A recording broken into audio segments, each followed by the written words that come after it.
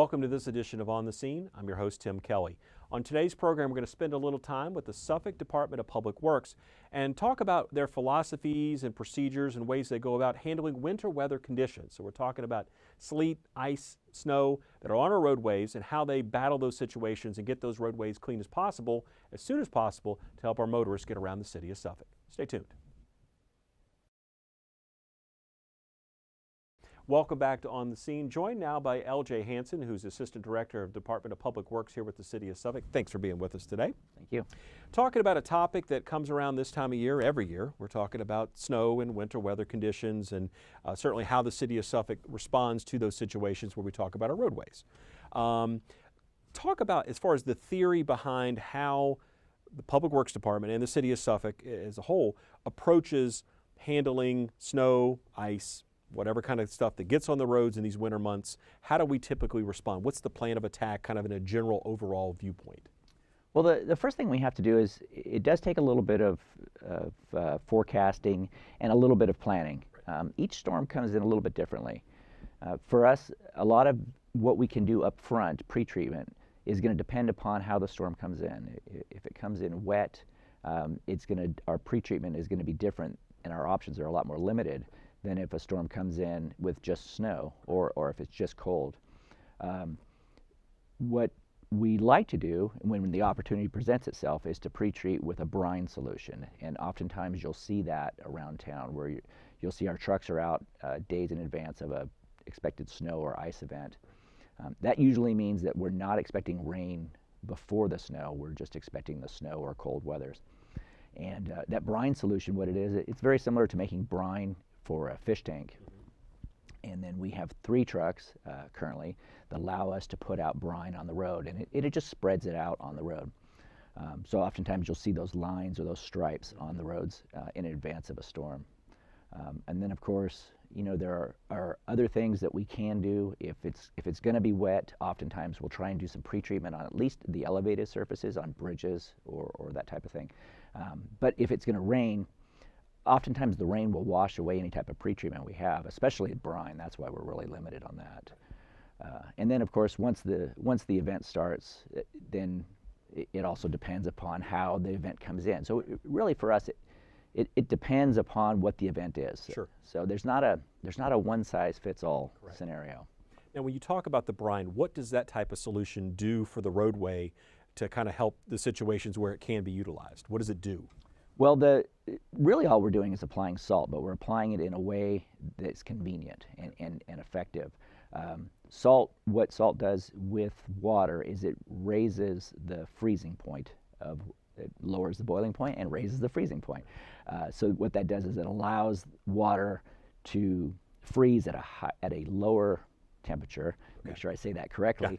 It won't freeze as quickly, and so that allows us to get snow and ice off the road without it having freeze. Once it freezes, we're really limited to what we can do. At that point, we're really just trying to control the amount of traffic that's on and trying to put down some type of an abrasive mix that will do that. But the brine solution goes down and it helps prevent that ice from bonding to the road.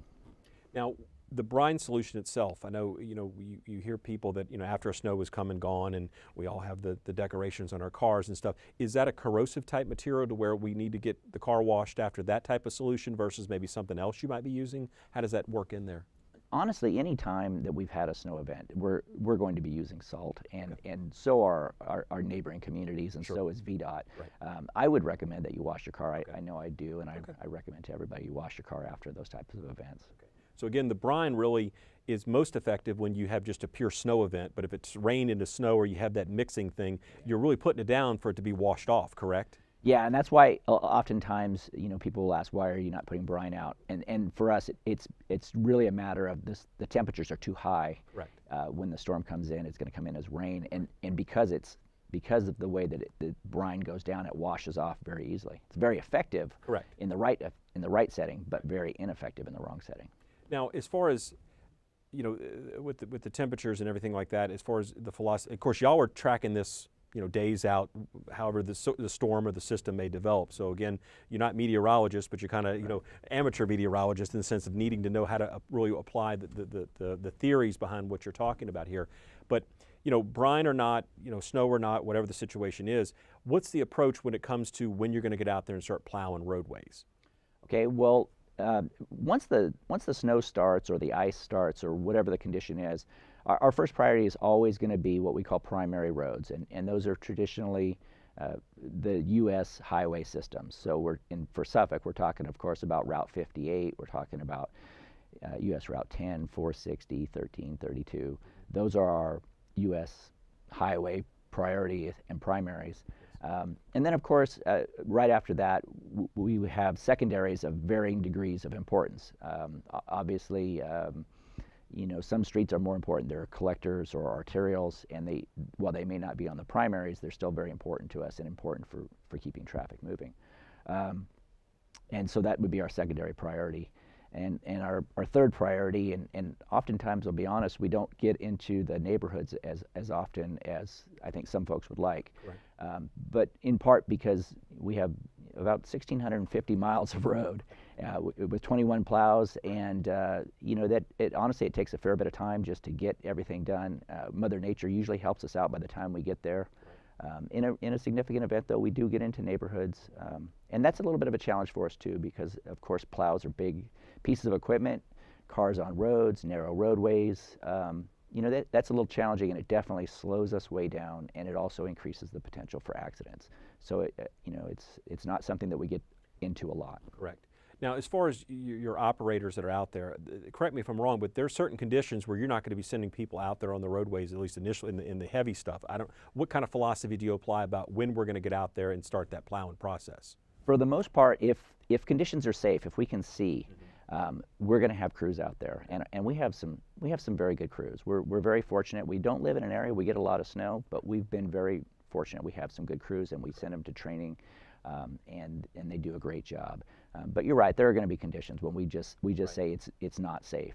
Either the visibility is too low, right. or some other type of factor may combine that we just feel it's not safe. But that's a pretty rare occurrence. Most of the time they're out all night. Right, and I was going to ask you, you pretty much run shifts where you're doing it almost 24/7 depending upon your staffing levels and everything with that, correct? Right, in advance of the snow, usually as we start pre-treatment, we'll move into 12-hour shifts, and so we'll be working around the clock.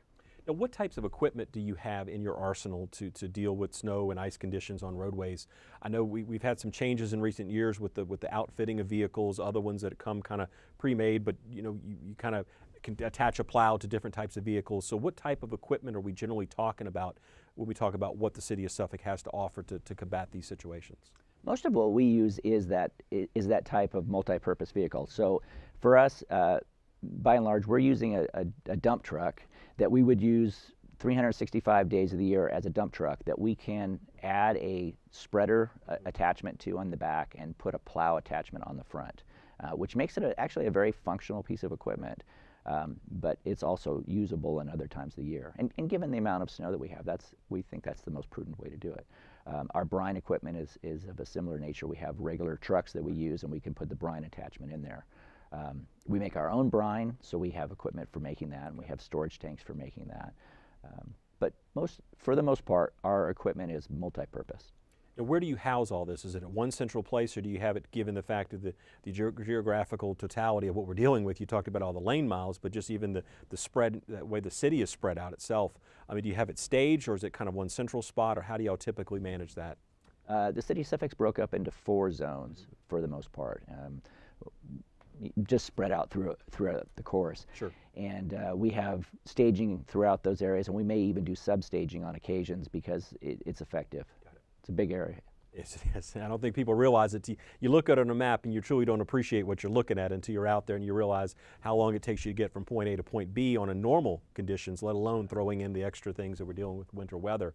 But as you said, I mean, certainly I know the plows probably will be the first people on the roads when we're talking about post situations when it is at least safe enough to get that type of equipment out. And I know we work with our police and our fire, public safety partners here with the city to make sure that, certainly conditions are enough that you guys can get out there and do what you need to do with that.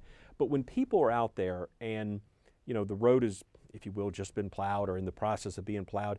Any tips you would say to a motorist that's in or around a truck doing plowing to kind of make it safe for themselves as well as other motorists or even the vehicle doing the work itself? Right. Well, for us, that's a huge thing. That's really something that we want to stress. If you think about what the plow operator is doing, he's driving a vehicle in snowy operations where he doesn't have the greatest visibility. He's got an obstruction in front of him, being the plow. Right. He's trying to adjust the elevation of the plow. He's also got a spreader on the back that he has to control. While he's not doing all of that at exactly the same time, there are certainly a lot of things going on inside of that cab and inside of his head. Right. We strongly recommend that people avoid getting too close to plows. One, there's snow coming off the plow, and there's abrasive that could be coming out of the back. The sand salt mixture could be coming out of the back. Roads are slick anyways, and certainly there's just a lot going on, and we really ask that folks understand that there is a lot going on, and not get too close to the plow. We say don't crowd the plow. That's exactly what we mean. Right. Leave him the space he needs to do the job. Yes. To get the snow off the road so you can get where you need to go. And of course, we always want to remind everyone to follow the advice given by our public safety officials as far as when it's safe enough for the general public to be out there on the roadways. Certainly every situation is a little different, but when those plows are out there working, like you said, just to be aware of what's going on and don't try to cozy up too near or whatever. You said, what, don't crowd the plow. Don't crowd the plow. Again, words to live by right there in those situations. And you referenced earlier the fact of kind of the prioritization of our roadways as far as when the plowing and that type of work is performed. And I know we have some of those maps on the website with regard to people can view them. But as far as you talked about, again, you're talking about the main highways, the U.S. highway system, I think you referred to it as, and then the main arterials from there and kind of breaking it down. But again, due to the lane mileage and trying to make sure everything's open, especially in the middle of a snow event, that can get kind of challenging because you plow it and then next thing you know, it's back covered again, so to speak, right? Right. Well, during the snow event, we're still pretty much focused on the primaries. If snow's coming down, if it's coming down with any amount of accumulation, we're going to stay focused on the primaries. We don't then shift to secondaries if snow's still coming down because, again, our objective is to keep the primaries open, and it's one of our primary focuses, yes, to be honest. And then secondarily, we'll go out and we'll make the arterials work so the arterials can work, and then lastly, but if it wouldn't do us a whole lot of good to clear the secondary or the neighborhood roads if we didn't have anywhere to go, or if we got you out, a bunch of people out there and it was slick conditions. So, now when we start talking about neighborhoods, or even depending on where the situation is in the city, we're talking about sidewalks or the driveways and things. What are the policies and procedures for the city of Suffolk when it comes to that? Basically, it's up to the homeowner or the property owner's responsibility for those areas, correct? It is. The property owner is responsible for shoveling their sidewalk. Right. That's in the city code. Mm-hmm. And there's some other things that the property owner can do to assist themselves. Shoveling the snow right into the street in front of your driveway seems like a great way to get rid of the snow until the plow comes by and pushes it back up into your driveway. And of course, once the plow goes by and it pushes that snow up, it's going to be a lot heavier, a lot denser, and if it's cold, it'll freeze. Right. And that makes it a lot more challenging. And there's some information on our website that talks a little bit about how you can cut the snow away from the lead edge of your driveway so that it doesn't pile up. Right. Another thing that is important too that I think homeowners ought to know, especially, and this goes back to what we were talking about being safe, when they clear their car, it's really important to clear the whole car. I know sometimes folks are tempted to clear the windshield and let the defroster clear the rest of it, but that's limiting your visibility in already difficult conditions. I think that makes it challenging. Also, your headlights and taillights, if somebody behind you can't see what you're doing, that makes it challenging. Really, this is the time to be ultra safe, not to take the shortcuts. And also, I guess, depending if it's icy or even just chunks of snow flying at other motorists because you didn't clear that part of your car, not exactly the safest conditions out there in the roadway. So kind of be kind to yourself as well as your neighbor or your fellow driver.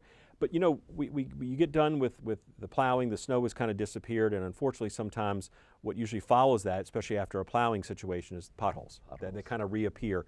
How does that process work? Again, the plows are trying to clear the road, and certainly you're not trying to dig up, asphalt or concrete or anything like that. But it's the situation with the temperatures that kind of ebb and flow as far as if a hole's been patched before, and that. Talk about kind of what goes on there, and then what y'all try to do right after that situation to make sure we kind of get the roadways back in really good, pristine condition as best we can. Right. Well, for the most part, it's not the plow that's causing the pothole. It's like you said, it's the temperatures. Yes. And what happens is when you get a little crack in the asphalt, water gets down into that crack. And then, of course, in the springtime, winter in Southeast Virginia, the temperatures can roll back and forth between Right. freezing and thawing. Right. And that process, as you know, when you freeze an ice cube, it expands. When that water gets down in there and it freezes, it expands and it starts to push up the more soft, or it tends to create potholes. Yes. And so it happens even just with rain. Once the water gets in there and it starts to float, those pieces start to float out of there, and that just causes a nightmare for us. Right. So obviously in the spring we do have a pothole blitz every year, and actually usually it's a combination. It's not just one blitz, it's Right. a couple. Right. But of course conditions dictate what we can do. If it's very cold outside and we don't have access to hot mix asphalt that's a more lasting permanent fix, oftentimes we're going to be forced to do some cold mix, which is not as durable, and we wind up having to go back, and sometimes they pop up real Sure. quick, and that can be frustrating for a motorist that that may see a pothole and then we fix it and then a week later it's open again. Right. We're aware of it. But we have to wait for the conditions to allow us to be able to fix it right. And of course, we always encourage everyone that, certainly if you're out there motoring about the city of Suffolk, there are ways to contact the Public Works Department to report situations. And certainly y'all continue to monitor that, and then can get, kind of group patching together. You don't want to do one pothole here and then shoot away on the other side of the city to do it. So I know if you look at the daily road work that's being done, there's usually, when you see pothole repair, it's a section that you're trying to do, and certainly looking to hit the main roads and every road that you can to certainly accommodate that as quickly as best as you can within the department, correct? Right, and again, we're going to go back to kind of that primary system Right. that we're talking about for snow clearing. We do kind of the same thing along the same lines for pothole blitz. And again, it's an ongoing process. It will last. We'll have it every winter, and we're going to have it every spring. Correct. And that's the joy of Southeast Virginia. Yes, it is. Yes, it is. Well, Jay, I appreciate you spending time with us today to talk about what the City of Suffolk Public Works Department is doing out there on our roadways when we have winter weather conditions, where we have any kind of precipitation on the roads that creates a situation where we have a plow or certainly treating or pre-treating or whatever the circumstances are, as well as, again, the safety factors and maneuvering around or near a plow, and finally, again, the potholes, which are sometimes the residual that we kind of see crop up down the road. But it all kind of fits together, and again, thanks to you and all the men and women of the Public Works Department for what you do to keep our roadways rolling, so to speak, and also keep everything safe out there. So we do appreciate that. Well, thanks for having me. Appreciate that. That will do it for this edition of On the Scene. I'm your host, Tim Kelly. We'll see you next time.